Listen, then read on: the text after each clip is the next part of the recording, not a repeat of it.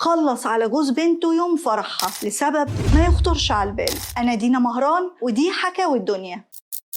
سنة 1937 اتولد جريدي ستايلز، وللأسف كان مريض بنفس المرض أو الإعاقة المنتشرة في عيلته، وهو مرض الكراكند النادر. وده ربنا يعافينا بيعمل تشوهات في الإيدين بيخليهم شبه إيدين الكابوريا، يعني من غير صوابع. بس المشكلة إن جرادي كان جايله في إيديه وفي رجليه، فكان دايما بيستعمل الكرسي المتحرك عشان يساعده ويقدر يشتغل في السيرك زي باقي عيلته، خصوصا إن سبحان الله ربنا كان معوضه ودراعاته كانت قوية جدا. وتفوت السنين ويكبر جريدي ويتجوز واحدة اسمها ماري تريزا، ويخلفوا بنتين هما دونا وكيتي. وكعادة عيلة ستايلز واحدة من البنتين وهي كيتي ورثت حالة والدها جريدي، فشغلها معاه من صغرها في عروض السيرك. ومع كل ده حياتهم الأسرية ما كانتش أحسن حاجة، لأن بالرغم من حالة جريدي وشكله الطيب بس كان عصبي جدا وطول الوقت بيشرب، ودايما في البيت كان بيصبحهم بعلقة ويمسيهم بعلقة، خاصة بنته الطبيعية دونا. وده اللي خلى مراته الأولانية